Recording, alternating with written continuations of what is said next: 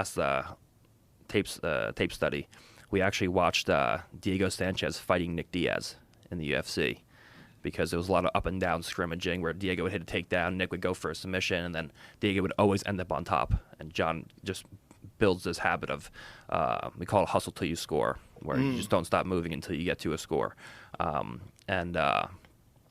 It just completely changed the way that we all think about the ADCC scoring criteria and how to play the game.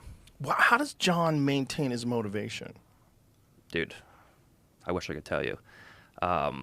He's just been doing the same thing for 30 years.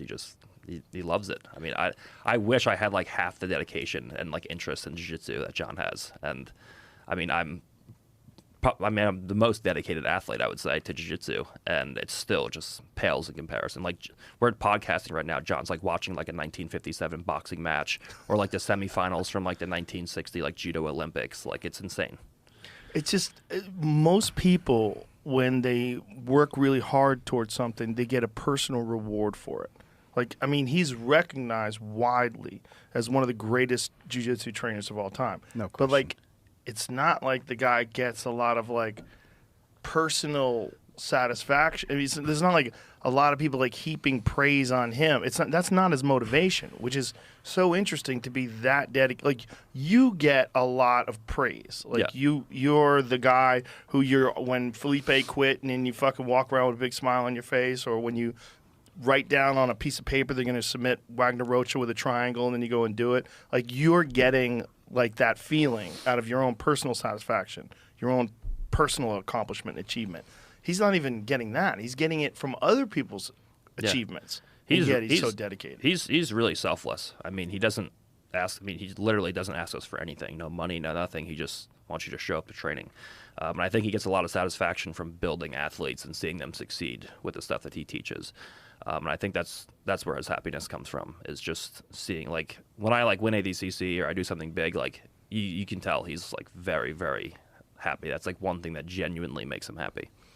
I remember with John, like when I used to train with him for about a year when they were in Puerto Rico, and most instructors, they'll just come, like the standard is 30-minute warm-up, 3 techniques, and then you roll for 30 minutes.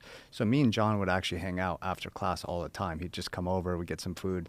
He'd always be watching tape, and then he'd always be making notes. He would make a program for a week. He'd always have a goal, 1 week, 1 month, 3 months, and he would just go and apply that every day in class. So, that's all he does is dedicate himself to his craft, and you see the results. There's no one like him. No one else does that. And he doesn't do anything else in life. Like, he has an apartment now, and I'm like, hey, do you go like furniture shopping? You like get like plates and dishes? He's like, I have to do that. I'm like, we've been living here for a year, dude. I had to go to fucking Bed Bath & Beyond last week to pick him up plates, bowls, dishes, utensils. What does he eat? Takeout? So he fasts, and he just goes to Whole Foods at the end of the day and picks up Whole Foods, hits on chicks. And but he like doesn't have like I helped him move into his apartment. It's like no one's ever been in like any of John's apartments. So I helped him move into the apartment. So he's got like some furniture, he's got like a bed and like a couch and stuff, and he's like, I'm gonna need to put some furniture in here. I'm like, yeah, that's never gonna happen.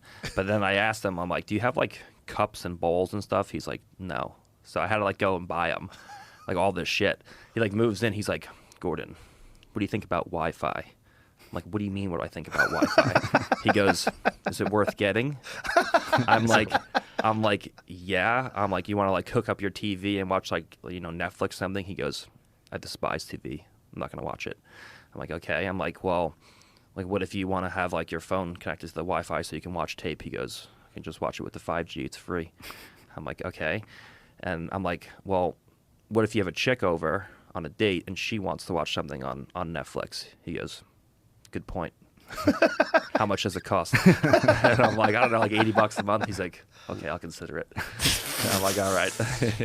He's like a character in a movie. Yeah, he really is. Like, I've never even heard of a person like him. If a person was like that, they would be pretending. Yes. They're pretending to be this stoic master who's just selfless and dedicated to the advancement of their students. But there's no real people like that. No, that's him. That's just like,